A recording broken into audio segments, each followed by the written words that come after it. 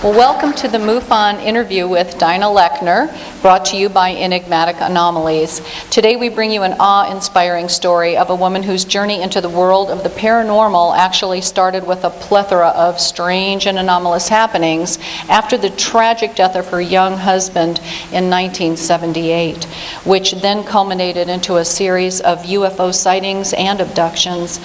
We're going to hear her story and her testimony relating to the UFOs and the extraterrestrial hybrid nurturing program that she became a part of.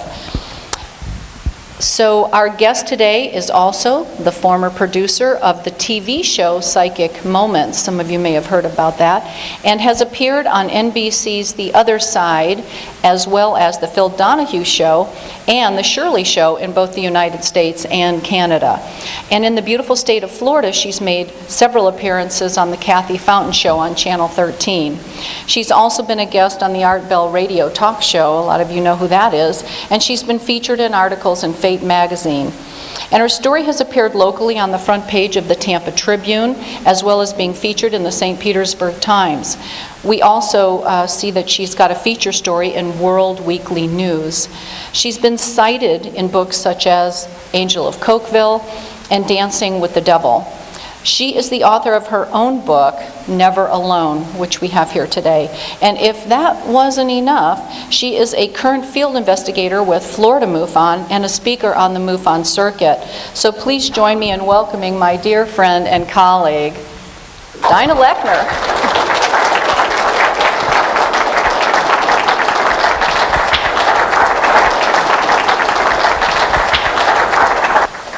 Welcome to MUFON, Dinah. Oh, thank you, Terry. It's good to be back home again. Oh, right, and it's great to have you here, and right, you're in Tampa, you're back home again, and thank you very much for coming. I know you've come all the way from Gainesville, and that's really kind of you. I'm grateful to have you here.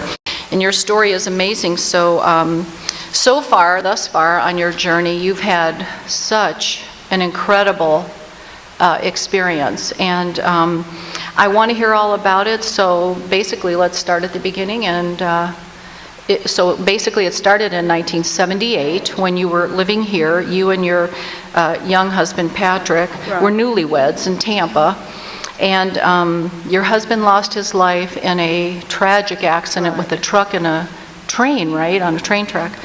Gosh, I'm sorry about that. And that had to be very hard for you as a young wife. So then you started receiving messages after his death, and he began to communicate with you, which is amazing. And that's basically the subject of your book. That's correct. But now you feel something more was going on. What's that about? I definitely do, Terry. As I said, my book was about divine intervention, and when I did all the TV shows and things like that, it was more in the paranormal because a lot of things were happening. Mm-hmm. But I had to work for a living, so I started my own business, and it was a first store over in Tampa. And the most amazing thing is the fact that two of my customers, and you may know their names, the Browns. Oh, Gene and Jean, which were MUFON investigators and state section directors at the time. Well, okay. I wasn't really aware of what that significance was, but one day they had taken one of their family members to the airport, and they stopped by with a big bag of VCR tapes, and they said, "Dinah, you need to watch these tapes." I said, "Fine." So they left the store. I dumped the tapes out, and Terry, I came across that Whitley Strieber picture on one of the tapes, and I instantly had a panic attack. My legs went out from under me, and I thought, what is going on here? Something had shifted in my consciousness. Something was bringing back some memories. You became aware of something. I became aware, and because of the Browns, I was in a period of time when ufology was really big here in Florida, and I was able to go to many seminars, and I met John Mack, Bud Hopkins, Whitley Strieber, Jaime Maussan, Dolores Cannon, Courtney Brown. I met the big names, but the best part about it is they were up here, and I was sitting in the audience thinking, that doesn't happen to me. That happens to other people. Right. I'm sure there's plenty of people here that would say the same thing. So then what did you do? Well, the reason why I told that story is because I was very curious why I had that reaction. Okay. Because I was there and they were here until one night in my home. It was 1:30 in the morning, and I got up to go to the bathroom. And I looked down the hallway, and my house I was in the master bedroom, and the hallway was another bathroom with 2 doors to guest rooms, which I kept closed because in Florida, you keep your doors closed to keep the air conditioning more centralized. And as I looked down that hallway, I saw 3 little guys. They looked like midgets in my house at 1:30 in the morning, and not only were they in my hallway, but they were walking through a closed door. So these were grays that you saw? Well, now I know, yes, looked just like this. And they looked at me, and I looked at them, and I was like, whoa. And this was not a dream, this was not a vision, this was hard physical situation. I walked down to that door, put my hand on that door to confront them, and this message came to me and said, if you enter this room, you will never leave it. Oh my. And at that point, I could not get my hand to open the door. As a matter of fact, the doorknob, must have been, as I know now, a magnetic force that pushed my arm back. Now think about this. I can't get into the room. I walk backwards. Backwards down the hall? Down the hallway, put myself to bed. Now, obviously, I wake up the next morning thinking, oh, this didn't happen. And I go back down that hallway, and once again, I could not open that door. I could not open that door the first day after the event. I couldn't open the door the second day after the event, and I couldn't open the door the 3rd day. On the 4th day, the knob finally released, and I kicked the door open, and the room was empty. Oh my. But what was interesting about the whole event, because I know after something like that happens, because I'm playing catch up mentally, you're supposed to go look at yourself. You're supposed to check your body over completely to make sure, because I had read the stories, because they're going to poke and prod and do all those things to you. But there wasn't a mark on me. Oh wow. Okay. So this is interesting. So you've got grays in the hallway. Yes. And you don't really know why and what's going on. No, I had to really think about it, but I would soon find out why they were in the hallway. Okay. Well, we're going to go to break real quick, so stay with us, and when we return, we'll hear more of this awesome story and see where it's going.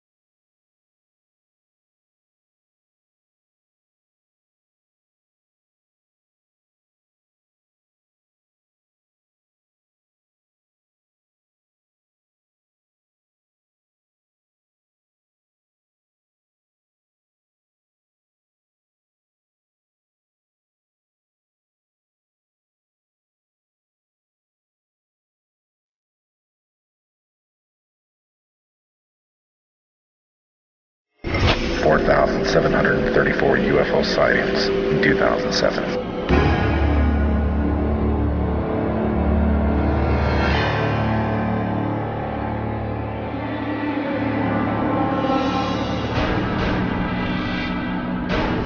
254 abductions by aliens known species reported by American and British citizens, and only one trusted source of information from some of the top UFO researchers in the world. Exclusive information that cannot be found anywhere else on the planet.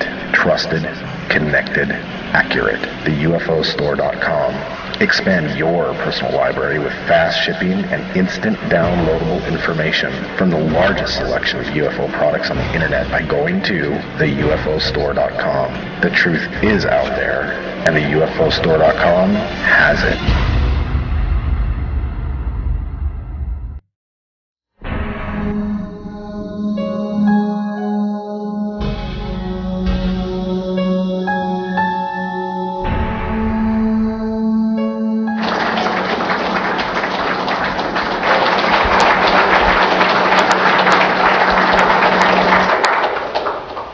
Well, welcome back. We're speaking with Dinah Lechner, and wow, aliens in the hall, telepathic messages from your husband, possible ET connections, I guess? Well, let's hear more. So it was 1994, you're in Tampa, right? Right here.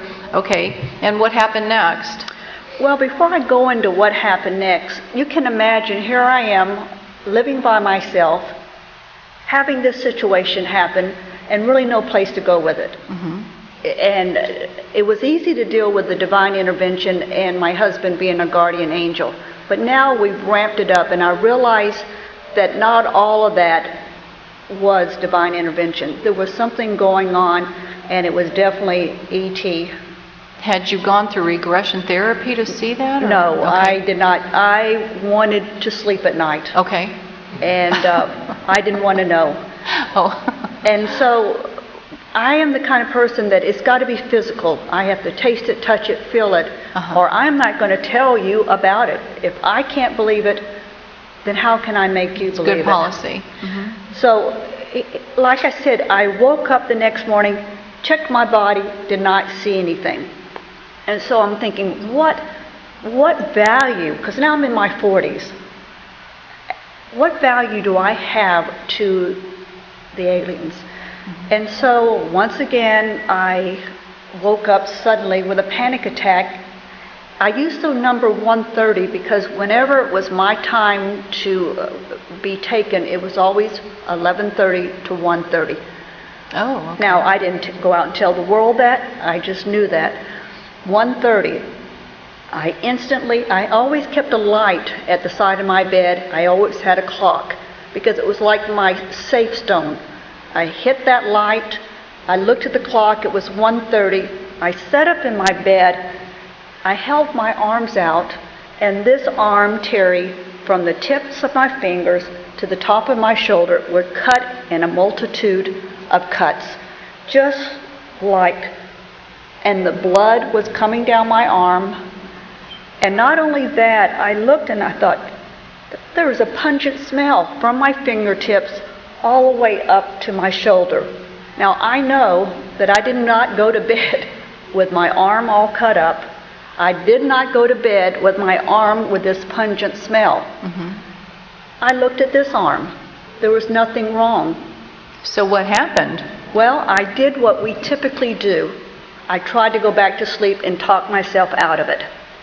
And I went back to sleep, and in 1 hour exactly, 2:30, I woke up again, my heart's beating, hit the light switch, look at the clock, look at my hands again. It didn't go away, Teri. There was still blood all over my arms. Mm-hmm. And then I had to be realistic. I had to backtrack mentally and think, where did it come from? Mm-hmm. And then I realized where I had been at 11:30 to 1:30. I was on a craft. I wasn't alone. I was with other women.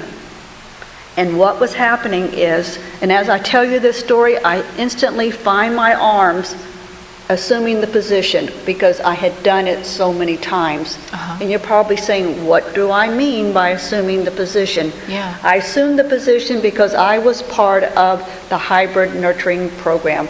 It means at this point I was assigned to what they would be termed nursery duty, and I would hold them. I So probably you would have were- never remembered this if the next thing hadn't happened. So you were basically just remembering all this. It was coming back to you that you had been taken to nurture these hybrids. But this happened that night. And this is why I was cut up. And why I was cut up is while I was there holding that hybrid child, the floor of that craft started shaking. And I think this is where they lost control of me, because they couldn't control what I was thinking.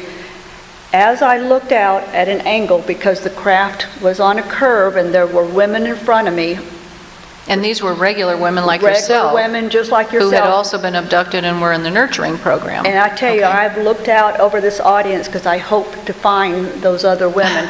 But we're sitting there, or standing there. There is an entity who is, because I'm short, I'm 5'2", a wee bit taller than I am, with this shroud and this white hair and some type of, I call it not a staff, but some kind of solid piece of material that they were using to, he was or she was, I didn't know what type it was. And there was this big, like a pneumatic tube full of some type of thick liquid, and in the liquid I had to call them shapes because I'm still have no memory of what their faces look like. And then some kind of two-tiered system where they were there. And like I said, I was telling you earlier, because the shaking floor, they lost control of me, or they lost control of keeping me phased out. And so here I am, eyes, nose, ears, all of a sudden this whole visual opens up, and I see the thing I just described, the women in front of me, our arms together like this, the shapes in our arms, the entity over here, that pneumatic tube shaking, and then all of a sudden it imploded. Wow. Thousands of pieces of glass came and was hitting me. Now, I started screaming, they started screaming, and inside my head I heard the unrest of the ETs. Oh, wow. So did the babies survive this, the hybrids? I can tell you they dropped to the floor just like just little ant pellets just falling to the floor. So here I am waking up, finding myself all cut up, remembering this, and at the end of the day, you know what my biggest concern was? What? Not about me, but about those hybrid children. Oh, wow. Well, stay with us. We need to take another quick break. When we return, we'll be fielding questions from the studio audience. I can hardly wait for this. What an amazing story.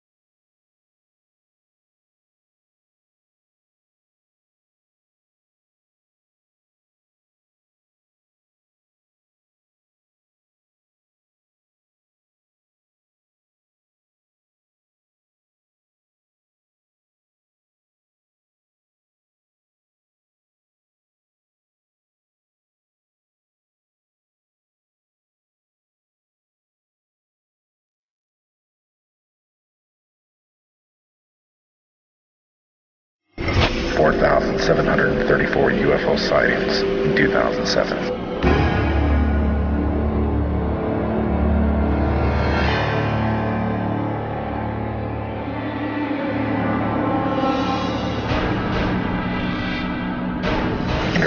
Abductions by aliens, known species, reported by American and British citizens, and only one trusted source on information from some of the top UFO researchers in the world. Exclusive information that cannot be found anywhere else on the planet. Trusted, connected, accurate. The UFOstore.com Expand your personal library with fast shipping and instant downloadable information from the largest selection of UFO products on the internet by going to theufostore.com. The truth is out there, and the UFOstore.com has it.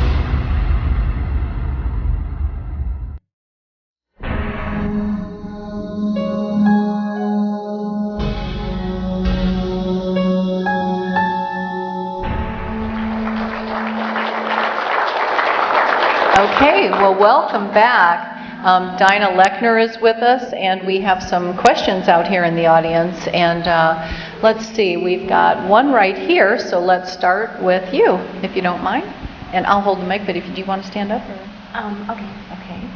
Dinah, I know that this happened back in the 90s that you've just told us about. Do you feel that you have a personal relationship with these hybrid children, and have you had subsequent things happen since then regarding the hybrid children?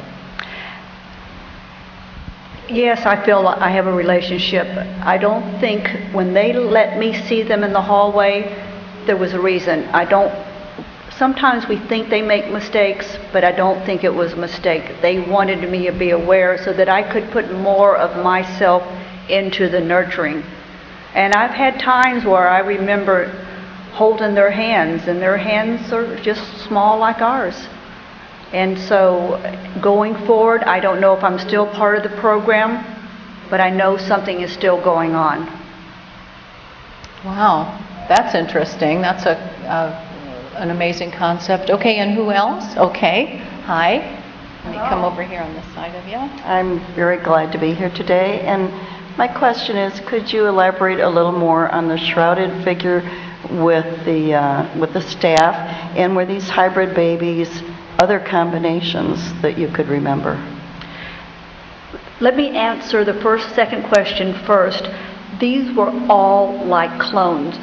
They were all the same. The ones that I saw of the night of the explosion, they were all the same, just like cut from a cookie cutter. Now, the interesting thing about this other entity is there was white hair coming out around this black kind of cape thing. Now remember, all this is happening that quickly. And I thought that was very interesting that there was some type of fabric. This was not a staff, but just like a short type of, it wasn't metal, it had a brown look to it.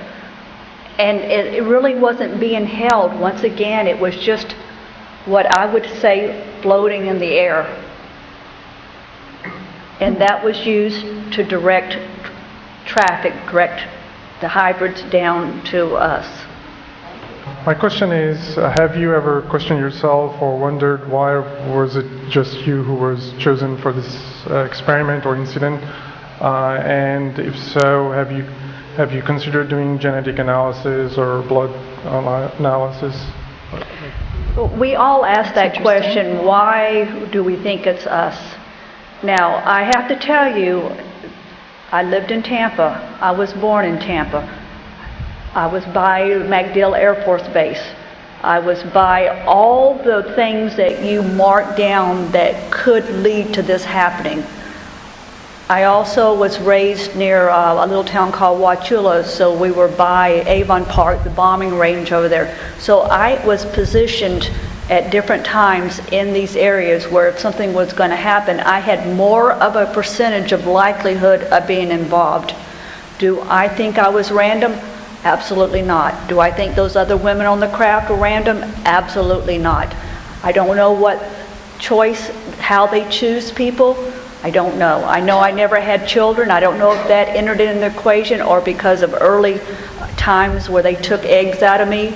That was all part of the program. I don't know. But you're talking about a lot of information that you're trying to work through and trying to put into a workable form. And that's, I think about different things, but I don't try to get too crazy. I only try to keep it in perspective of what I have seen in reality, not so much in a dream state. Wow, those are some great questions. We're going to take a quick break, so stay with us.